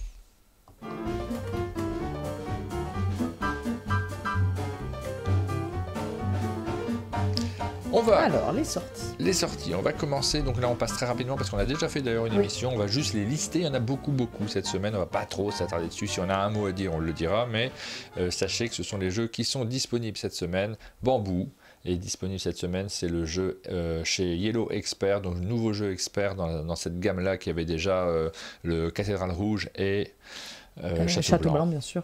Voilà, et voilà, troisième, et par l'auteur Germain Pémilan, qui est l'auteur de Bitoku à l'origine, et ça se veut un jeu un peu plus complexe que ses prédécesseurs. Effectivement, les règles sont un peu plus complexes, le matos est un peu plus complexe. Je le trouve surtout un poil plus alambiqué, moi personnellement, et derrière l'expérience de jeu n'est pas beaucoup plus profonde qu'un Château Blanc. Donc moi j'y ai joué, mais j'ai mes réserves dessus. Ensuite, on enchaîne avec Barbarian Kingdoms, un jeu qui est signé Christophe Lebrun, qui sort chez Gester Games. Nous avons également Boba Life, un jeu de Pascal Bernard. C'est pas le seul jeu dont il est l'auteur cette semaine, Pascal Bernard. Un nouvel éditeur aussi. Oui, chez Muzoka Studio. Chocobones Dungeon, je vous ai dit, on passe très très vite cette semaine, il y en a pas mal. C'est Square Enix, c'est un éditeur de jeux vidéo bien connu. On voit également qu'ils font du jeu de société. pas grand-chose à en dire. Dédale, c'est un jeu, pas grand-chose à en dire parce que j'en sais pas grand-chose, hein. C'est pas parce que je snob pas les jeux comme ça, rassurez-vous. Un jeu de Jérémy Partinico et Romaric Gallonnier, Dédale, un jeu dans lequel vous allez essayer d'enfermer le Minotaure à l'intérieur du labyrinthe en refermant les murs pour ne surtout pas qu'il s'échappe. On ne sait pas ce qui se passerait si le Minotaure s'échappait. Il y a déjà eu des films au cinéma sur le Minotaure. Je suis en train de me dire, dans la mythologie grecque... Mais des anciens, des vieux films. Ça me dit quelque chose, mais sur un vieux film. Et d'un coup, je n'ai plus le... J'ai hâte de voir un film à la King Kong, tu vois. Labyrinthe, quelque chose, je me demande. Ouais. Oui, c'est un peu comme ça. Attention, le Minotaure arrive à New York. Il est sympa, ce petit Dédale. C'est juste des petites cartes, ça fait penser un peu au micro-game, et c'est vraiment pas mal du tout pour un tout petit jeu. Très sympa. C'est genre Bandido, effectivement. Alors, c'est plus casse-tête que Bandido. Bandido, c'est toujours le même jeu. Dans Dédale, vous avez des types scénarios. En fait, on va avoir des cartes missions qui vont changer entre les parties. C'est dans les volcans sur le chat qui nous demande si ça ressemble à Bandido. C'est quand même assez différent, on va dire. Mais par contre, effectivement, on a une mécanique de base qui évoque ce jeu qui est paru chez Helvétique Bandido. Ensuite, nous avons Dragardien, un jeu qui est signé par Michael Menzel et qui est illustré par Michael Menzel, parce qu'on rappelle que c'est un illustrateur à la base. Il a illustré énormément de jeux en Allemagne. Il s'est mis à faire un jeu avec Andorre, qui a rencontré un très gros succès puisqu'il a décroché à la fois l'As d'Or et le Spiel des Jahres, les deux plus gros prix ludiques au monde. Et aujourd'hui, il continue à faire des jeux. Il en a fait plusieurs autres. Dragardien, ça en fait partie. C'est juste un jeu de cartes assez astucieux avec un peu de matériel, assez familial également. Moi, j'ai beaucoup aimé. It's Them All, c'est le jeu dans lequel vous allez incarner des zombies qui essayent de rentrer dans une maison, qui font le tour de la maison, qui rentrent et qui essaient d'attraper des humains qui sont gérés par une IA. Alors une IA pas informatique, pas d'appli dans ce jeu-là, c'est simplement que les mouvements, les déplacements seront guidés par des cartes, si je me souviens bien, je ne suis pas sûr, mais je crois que c'est des cartes à l'intérieur. Pas encore joué à celui-là. On a une vidéo qui arrive sur la chaîne, c'est un jeu qui est signé par Loïc Lamy et qui sort chez Ori Games. Nous avons Escape from New York, un jeu qui est adapté du film New York 1997. Et de sa suite. On a un problème avec 87. Non, c'est 97, je suis sûr. J'avais déjà raison la fois dernière, j'ai encore raison cette fois-ci. Toujours raison, moi, de toute façon. Donc, Escape from New York, ça sort chez Matago et c'est aussi illustré par Miguel Combra. Ou alors c'est une erreur. Des fois, non, c'est pas lui. Des fois, c'est des erreurs de copier-coller, c'est possible. C'est bizarre. J'ai comme un doute. Moi aussi. Ensuite, Fake Crystal, un jeu de Sergio Alaban, petit jeu dans lequel vous allez faire un type d'enchère assez particulière, mais avec du guessing également. Des échanges autour de la table, du commerce, mais du commerce un peu caché. Et c'est encore illustré par Miguel Combra? Non, c'est illustré par Maud Chalmel. Illustré par Maud Chalmel, évidemment. C'est chez Arkham Society. Festivibes, un autre jeu de Pascal Bernard. Là aussi, je me demande si c'est dans le même studio que Est-ce que c'est vraiment Pascal Bernard, du coup? Ou est-ce que c'est des erreurs de copier-coller? Non, là, c'est le même studio que tout à l'heure. Ah oui, donc, oui, c'est Muzuka Studio. Muzuka Studio, c'est le même studio qui fait les deux jeux, dans des vibes un peu... comme je disais, c'est un studio français qui veut avoir un peu l'état d'esprit des jeux asiatiques, donc dans les codes visuels et aussi de gameplay, donc c'est assez intéressant. Nous avons Flowers, le nouveau jeu de Paul-Henri Argio qui avait sorti notamment Perfect World. J'y vois des similitudes, moi, entre Perfect World, qui est un jeu qui a été sélectionné à l'As d'Or, et Flowers, alors que dans un jeu, c'est des associations de mots, et ici, on va faire des zones de chiffres, mais il y a un côté déjà structurel, puisqu'on va poser des cartes sur la table, nos petites cartes numérotées. On va faire des grilles, on va essayer de répondre à des contraintes qui n'ont rien à voir avec le Sudoku, mais qui sont quand même des contraintes de chiffres. Ça va plaire aux joueurs qui aiment bien ce genre de sensation. Et dans Perfect World, qui a rencontré un énorme succès l'année dernière, un jeu publié par Tiki Édition, on faisait des grilles de mots croisés. Le côté gris, on va le retrouver, et il y a une sorte aussi de façon de réfléchir un peu carrée que je retrouve dans les deux jeux. Cette fois-ci, c'est Actarus Édition qui le sort. C'est pas du tout un jeu avec des mots cette fois-ci. Non, pas du tout, effectivement. Et c'est le premier jeu de l'éditeur, donc on salue aussi son arrivée en boutique. C'est toujours un événement quand un éditeur est né. C'est une très bonne nouvelle. On est ravis, on a hâte de découvrir les prochains jeux. J'ai joué à Flower, oui. On enchaîne avec La T'abuse, un jeu de Rodrigo Rego. C'est publié par Matago. Donc celui-ci, j'ai pas joué. Ça, c'est le genre de jeu qui existe déjà, en fait. Il y a, tu fais une estimation, genre quelle hauteur fait la tour Eiffel, tu fais une estimation, la personne à côté de toi va surenchérir jusqu'à un moment où on se dit, là, ça va trop haut. et on dit, ah non, là, t'abuses. Et si on a raison, on marque des points. Si on a tort, on marque pas de points. Et il y a eu vraiment des jeux très similaires qui sont sortis. Donc... Ça me fait toujours bizarre quand je retrouve exactement le même jeu. Oui, bon, il y en a plein. Et on est dans cette catégorie de jeux avec des titres qui sont le gimmick qu'on va utiliser pendant la partie. Ouais. Make the difference, ça c'est génial. Ça, alors c'est génial, bien. Ça plaira pas à tout le monde, hein. On va pas vous le survendre non plus, mais nous on adore. Je regarde parce qu'il devait être à côté, mais on a dû le ranger. Il est juste là. Ah, il est juste là. Ouais. Oh, il est là. Hop. Ah ouais. Toute petite Vraiment boîte chez On Game, donc c'est des jeux qui nous viennent du Japon. Et alors ça peut paraître un peu cher parce que la boîte est toute petite, 25 €, c'est un peu cher. Effectivement, de manière générale, cette marque est un peu chère en France, mais il faut se rappeler aussi que ça vient de loin et que ce sont des jeux qui ont parfois c'est des exercices de style, parfois c'est super ludique. Make the Difference, on a adoré y jouer, vraiment, beaucoup de plaisir à y jouer. C'est un jeu dans lequel on va faire des différences. Alors ça, peut-être ça vous excite pas parce que vous l'avez fait étant enfant, vous n'avez pas envie de rejouer à ça. Mais ce qui est très rigolo, c'est que c'est vous qui cachez ces différences dans une fiche et vous la montrez aux autres avec un petit rire parce que vous êtes content d'avoir caché des choses à l'intérieur, d'avoir été malin parfois. Et ça, c'est hyper ludique et rigolo. C'est surtout très rigolo. Ça fait partie de ces party games qui utilisent la création comme cœur de leur mécanique. C'est aussi pour ça que j'aime bien 50 dont on a parlé tout à l'heure, ou que j'adore Crazy Words dans le même genre. Dès qu'on demande à un joueur de créer, de dessiner, d'imaginer, alors c'est pas de la grosse création, hein, on rajoute juste un petit trait, mais du coup c'est marrant. Ça fait pas du tout le même effet. C'est plus un jeu de cache-cache qu'un jeu de différence presque. Ouais, c'est carrément un jeu de cache-cache. On nous demande si ça peut se jouer à 6 parce que c'est marqué si, c'est marqué 6 ans sur cette boîte. Sur la mienne c'est marqué 7 ans, mais en tout cas clairement à 6 vous pouvez jouer sans aucun problème. Sans aucun problème. Marvel Dice Throne, la suite. Alors, on a parlé de Manny Tremblay, c'est l'un des auteurs avec Ned Chatelier et Gavin Brown. Et c'est la suite, c'est 4 nouvelles fiches, parce qu'on va pouvoir jouer avec des fiches, avec des cartes également. C'est 4 nouvelles fiches qu'on va pouvoir sortir autour de l'univers de Marvel dans le jeu Dice Throne, qui est un jeu type Yams, mais du Yams amélioré, parce que chaque joueur joue avec des fiches différentes. Petit Pigeon, un jeu du dictionnaire accessible, donc familial pour les enfants également à partir de 7 ans. Ça sort chez ATM Gaming, on a oublié le G de gaming, mais c'est pas gaming. Gaming. C'est un jeu de Rémi Wanbrook.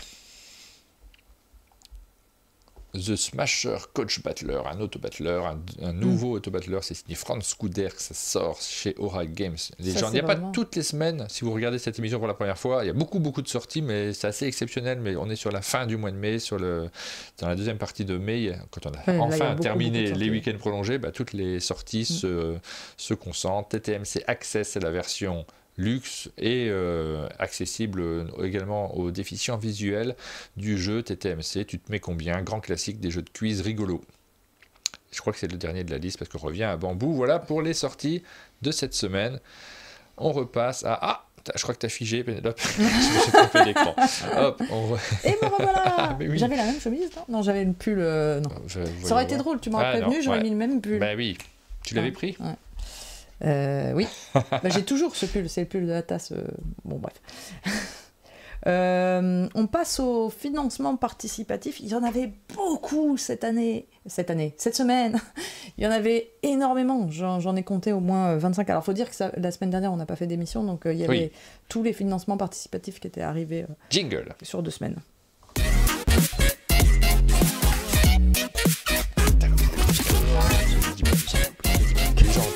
Voilà. Et donc j'ai dû faire des choix. Et en plus, il y en a certains qui me plaisent bien. Aucun de vraiment, peut-être qui dépasse complètement tous les autres.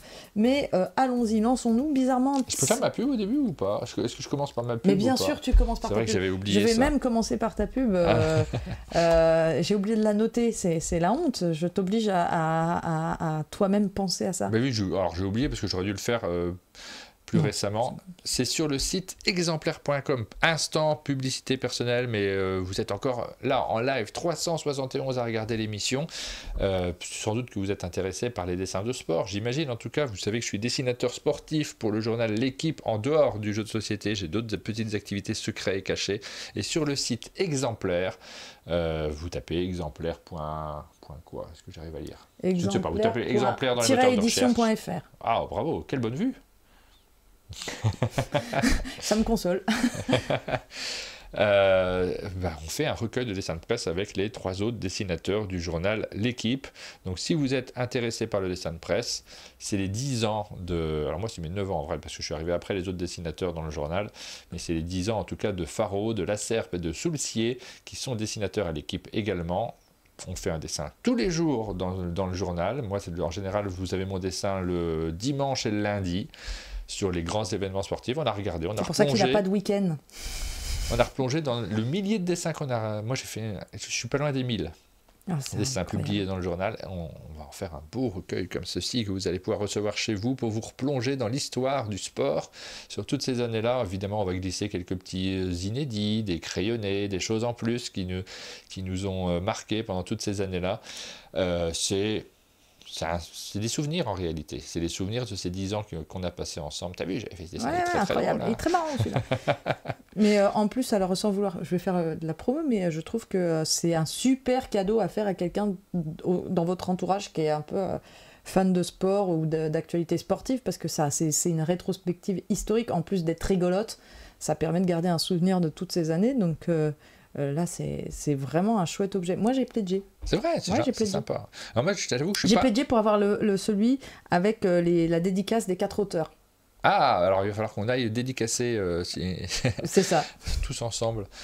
Et vous avez même un pledge avec un original. Vous avez vu qu'il y a des originaux qui sont tout en bas. Alors c'est tirage au sort, si j'ai bien compris le système. C'est pas moi qui organise ce Kickstarter, mais c'est un tirage au sort. Vous ne savez pas de quel auteur vous allez récupérer un dessin, mais vous avez le bouquin, vous avez un original. Alors c'est un peu cher, il faut mettre 200 €, mais 200 € pour un original avec un bouquin en plus. En vrai, c'est pas très cher. Non, en vrai, c'est pas très cher. Mais ouais, super. Allez-y, pledgez, faites tourner surtout.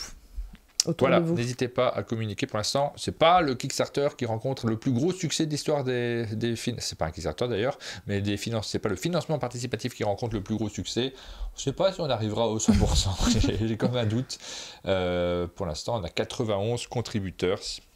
Il faudrait que l'équipe fasse un petit coup participer, parce que si jamais on n'arrive pas au bout, le projet n'aura pas lieu, donc vous n'avez pas vraiment dépensé de l'argent. Vous ne prenez pas de risque. Voilà pour ce petit projet, c'était ma minute d'autopromo. Maintenant, on va vous parler d'autres financements participatifs, plutôt sur des jeux de société cette fois-ci. Oui, alors... Ah oui, alors on voit Liscade qui dit « ou mère qui aime le sport ». T'as dû dire pour votre père qui aime le sport, c'est ça? Je sais pas, j'ai dit père, frère, mais parce que, je vais vous dire pourquoi, parce que dans ma famille, c'est mes frères qui adorent le sport, donc j'ai pensé à eux. Mais moi j'adore le sport, donc ça pourrait être à moi aussi, donc il n'y a pas de problème à ce niveau-là. Vous inquiétez pas, c'est pas moi qui ai de problème à ce niveau-là. Mais je vous ai mis le lien pour ceux qui sont sur à ma propre Twitch. Famille. Je vous mets le lien dans la description de la vidéo pour ceux qui sont sur YouTube. Comme ça, vous pourrez pledger en masse. Ouais. Du coup, on passe à ce qui concerne le jeu de société. Moi, je crois que le projet qui m'intéresse le plus cette semaine, c'est bizarrement, c'est dans la rubrique extension et dérivés, c'est pas le premier, c'est le deuxième. C'est pas celui-là, c'est le deuxième. Oui, voilà. je t'écoute. C'est Dutch Resistance Orange Shall Overcome. En fait, il est déjà sorti, il a déjà eu un financement, et en fait, il a un financement. Et moi, j'avais raté. Je crois qu'il a déjà eu un financement, ou juste il a eu une sortie de petite taille. Et voilà. Mais Orange Shall Overcome, c'est un jeu très historique, c'est un jeu coopératif dans lequel on va jouer la résistance sous l'occupation allemande aux Pays-Bas. Si je dis pas de bêtises, parce que Orange, tout ça, ça me semble bien d'être les Pays-Bas. C'est ça, hein. Alors, corrigez-moi si je dis une bêtise. Mais Dutch, parce que c'est Dutch le mot d'origine, dans la langue d'origine. Donc dans ce jeu, on va incarner la résistance, et donc on va devoir accomplir des objectifs sur une carte. Donc vous avez une carte centrale qui représente la ville avec les troupes qui surveillent la ville, et vous allez... C'est un mélange de pick-up and delivery et de sélection d'actions. On va jouer avec des cartes actions qui vont nous permettre de nous déplacer. Dit comme ça, tout a l'air très simple, et en fait je pense que la richesse du jeu, et c'est ça qui m'intéresse, c'est que les retours qui en sont faits sont qu'il y a une très forte implication entre l'histoire et la mécanique, c'est-à-dire que c'est très très thématique. On a vraiment le background de chaque personnage, on veut nous faire vivre ce que ça l'histoire sous son plan sous son axe le plus tragique et nous faire comprendre ce que ça représentait et cette partie de l'histoire. Désolée, j'ai un peu du mal à trouver mes mots. Ah bon? Ouais, ouais. Non, mais je suis. Voilà. Et des peu de reviews que j'ai vus et des retours que j'ai vus, les gens sont très émus à la fin de leur partie. Carrément émus. Et c'est des notes dithyrambiques, alors sur des 8,5, des 9. Et moi, ça me fait envie du coup, parce que moi, j'adore l'histoire, j'adore apprendre des choses par le biais du jeu de société. Pour moi, c'est un instrument d'apprentissage qui est assez dingue. Et notamment pour l'histoire, ça devrait être quelque chose qu'on fait en classe pour comprendre certains pans un peu plus ennuyeux de l'histoire quand on est plus jeune, peut-être. Mais justement, ça, je crois que ça a été... ces fameux cours d'histoire qui ne nous intéressent pas quand on est jeune et qui nous passionneraient quand on est un peu plus âgé. Et est-ce qu'il faut trouver des systèmes comme le jeu de société? Moi, j'avais fait un truc en classe à une époque. J'avais est-ce que je raconte ça maintenant? Ça n'a pas de sens parce que j'étais institut aussi avant d'être dessinateur de presse et journaliste ludique pour découvrir l'inégalité entre les pays. Ouais. Tu sais, j'avais proposé aux élèves de fabriquer des formes géométriques en disant ceux qui arrivent à faire des triangles parfaits équilatéraux, vous avez 30 points. Ceux qui arrivent à faire des carrés, vous avez 20 points. Ceux qui font des ronds, là, c'est très dur à faire un rond, vous avez 50 points. Je vous distribue le matériel. Mais je vais vous répartir en continents. Et aux États-Unis, je vous donne le compas, l'équerre, la règle. Ouais. À telle autre région, je vous donne le papier. Vous avez rien, débrouillez-vous pour négocier. Pour montrer les inégalités sociales en fonction des régions et des matières premières. C'était assez rigolo et assez frappant. Et d'ailleurs, il y avait des élèves joueurs qui avaient été incroyablement forts parce que j'avais des souvenirs de personnes qui jouaient soi-disant sur le continent africain et qui avaient fini en négociant à remporter la victoire alors qu'ils n'avaient rien au début. C'était l'horreur. Très malin. Et voilà, ça fait partie des apprentissages ludiques d'une situation qui est bien réelle derrière et sur laquelle on peut réfléchir. Voilà, donc c'est un... Pardon pour cette digression. Non, mais c'est Marcel Koller qui est l'auteur du jeu et aussi son éditeur. C'est un historien et un game designer en même temps. Donc je pense que c'est aussi ça qui fait qu'il y a une vraie qualité de base historique dans le jeu. Donc voilà, j'ai pas grand chose de plus à en dire. Oui, après, il faut découvrir le jeu, mais c'est vraiment moi, ça serait le pledge que je ferais cette semaine si je devais en faire un. Il y a le Fodum, je ne sais pas si tu avais déjà joué au Fodum qui est également reproposé. Alors c'est un jeu qui existait déjà, qui est bien connu. On en a peut-être déjà parlé, je pense, en matinale à l'occasion. Est-ce qu'il y a déjà eu des versions récemment de ce jeu-là? Je ne sais plus. En tout cas, c'est un jeu qui a des aficionados et qui revient sur Kickstarter. Un peu. Ouais, c'est un très très gros jeu avec...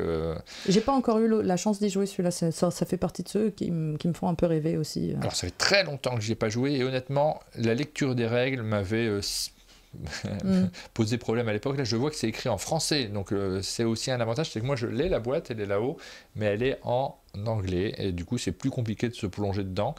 Par contre, le jeu est riche, le jeu fonctionne bien, j'ai des copains qui l'adorent. C'est aussi des jeux à engrenage un peu dans lesquels tu vas sur cette action, ça va te déclencher des trucs en plus, qui sont un peu complexes mécaniquement à comprendre, mais il y avait un matériel assez dingue, des illustrations qui sont magnifiques. C'est vraiment un très très très beau jeu à avoir dans sa bibliothèque. Alors moi je l'ai toujours.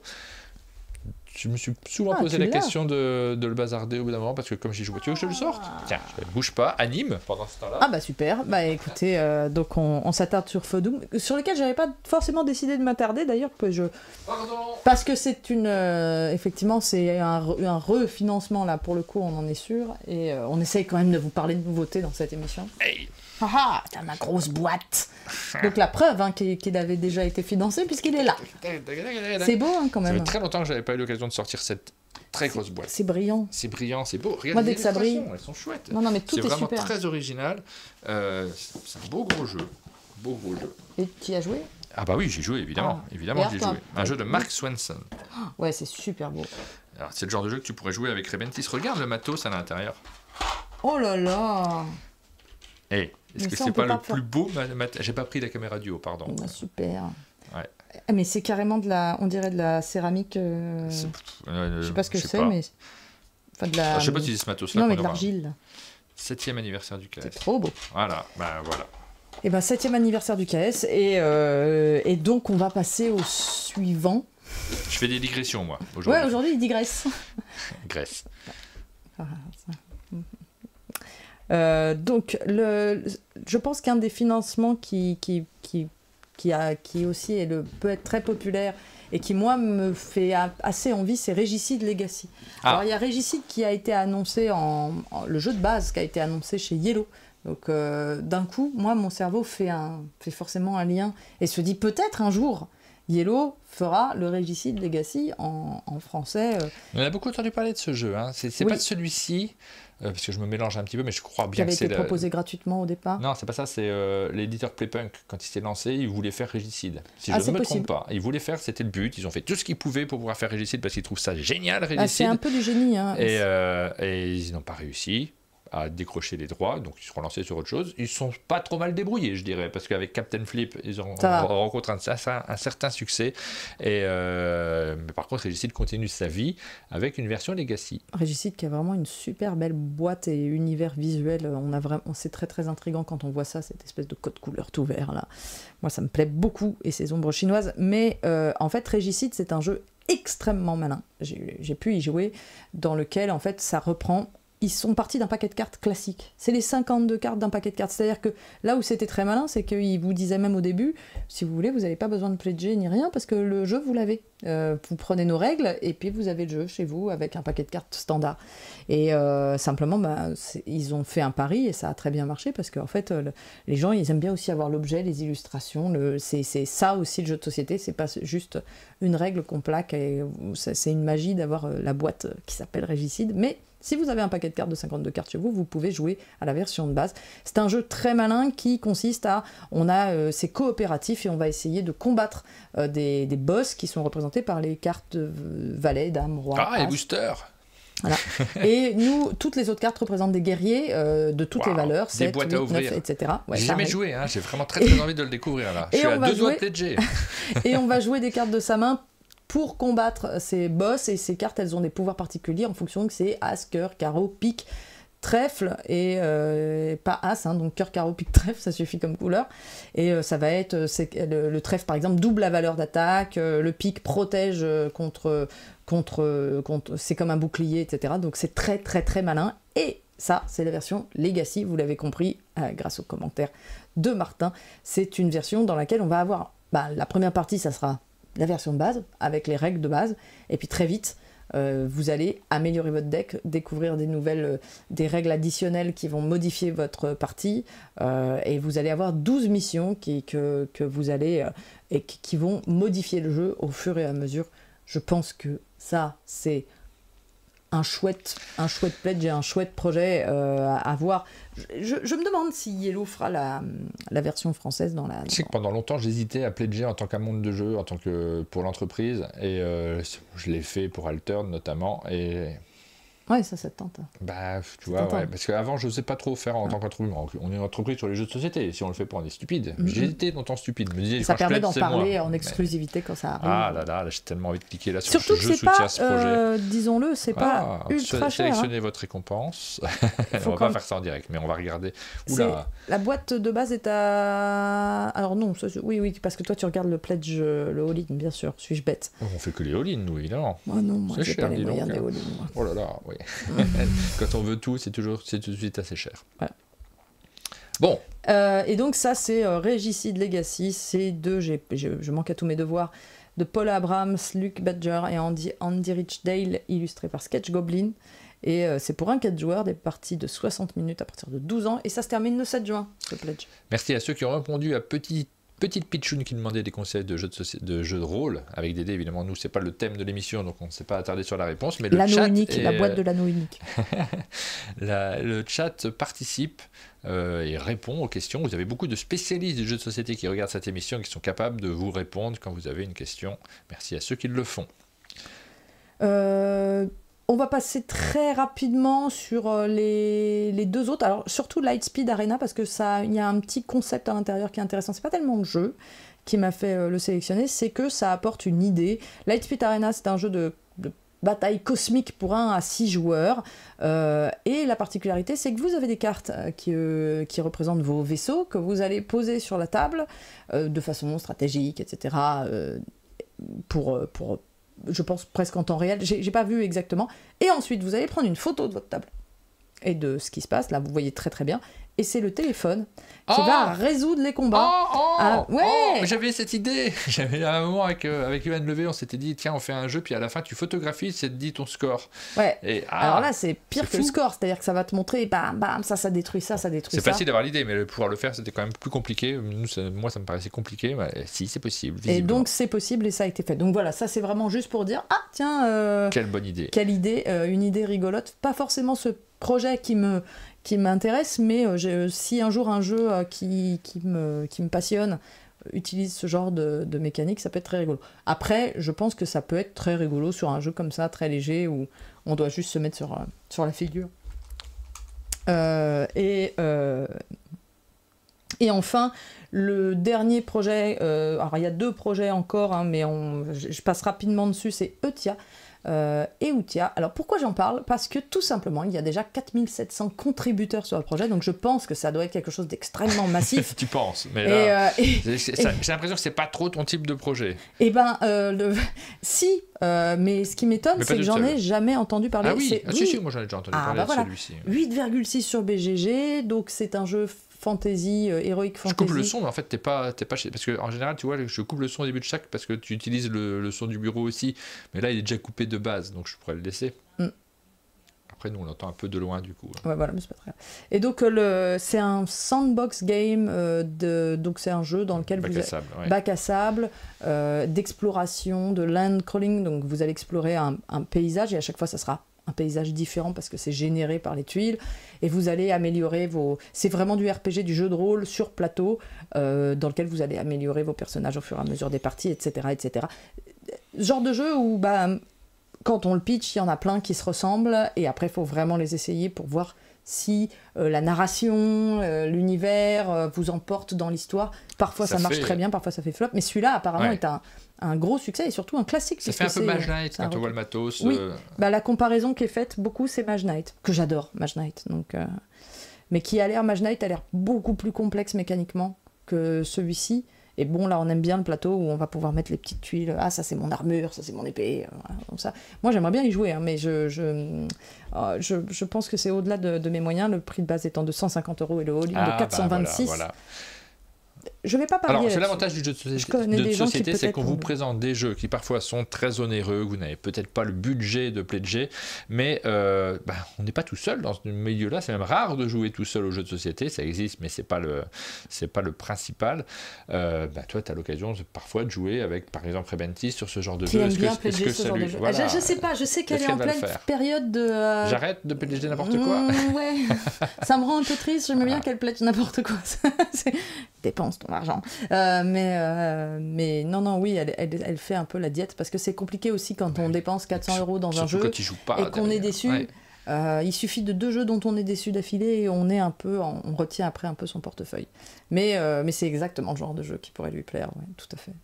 Et le dernier projet, c'est Children of Morta. C'est une adaptation d'un jeu vidéo en jeu de société. Pareil, alors ça... En fait, il y a une idée que j'aime bien, c'est que c'est en gros, ça reprend l'idée du jeu vidéo où vous êtes une famille de gardiens et qui se battent ensemble contre la corruption. Et c'est un jeu coopératif dans lequel vous allez combattre des monstres. Le petit truc que j'aime bien, c'est que ça fonctionne avec du backbuilding. Donc, ce sont des jetons que vous allez placer sur votre plateau pour dire j'active telle capacité, puis ça m'apporte ça. Puis, je jette des dés pour voir si je réussis le combat. Et ces jetons, ils viennent d'un sac que vous allez construire au fur et à mesure de la partie. On voit les plateaux avec les jetons qu'on pose sur nos cartes de capacité. Et donc, pour essayer de mieux activer ces capacités, d'avoir de meilleures capacités, etc., il faudra construire son sac. Et donc, entre chaque partie, on va aller faire ses courses, ses emplettes, pour avoir de meilleurs jetons, et ensuite les combats se déroulent avec des dés, mais il y aura des améliorations on se protège, on a 2 lancers, etc. Ça n'a pas l'air inintéressant, et c'est surtout beaucoup plus abordable comme jeu, puisque le jeu de base est à 42 € et le all-in est à 107. C'est un jeu de Amir Salamiti, et je trouve qu'il est assez joli aussi comme adaptation de jeu vidéo.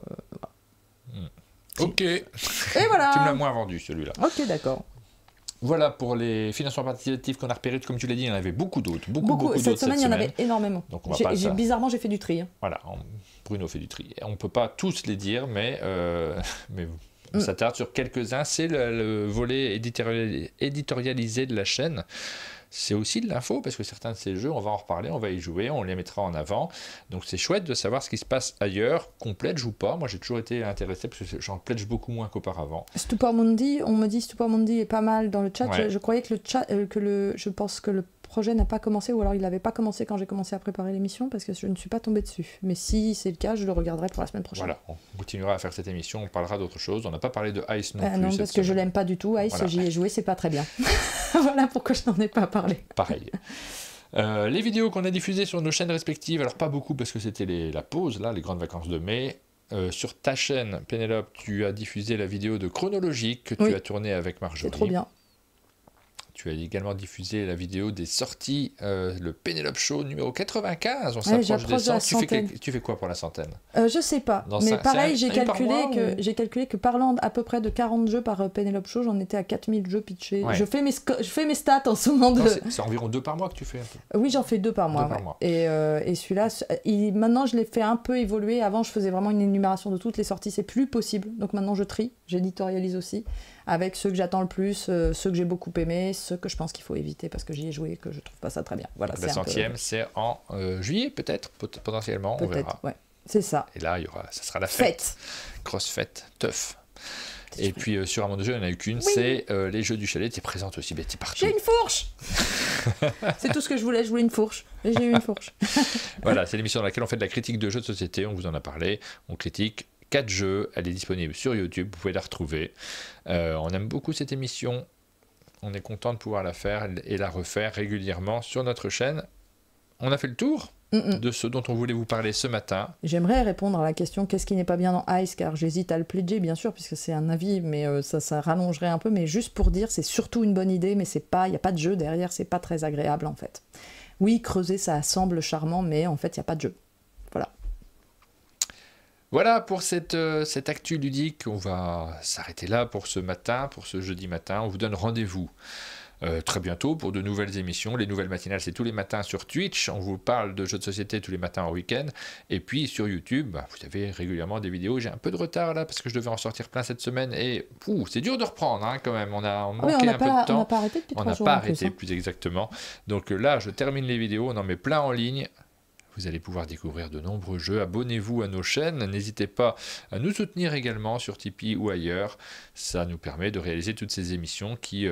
on essaye de trouver des sponsors, mais vous savez que c'est des émissions, malgré les sponsors, qui restent des émissions, je n'ai pas envie de dire à perte, mais en tout cas sur lesquelles on investit, nous, personnellement, en temps et en argent pour pouvoir les réaliser chaque semaine. Merci à vous d'avoir regardé cette émission et on vous donne rendez-vous très bientôt pour de nouvelles vidéos. Ciao!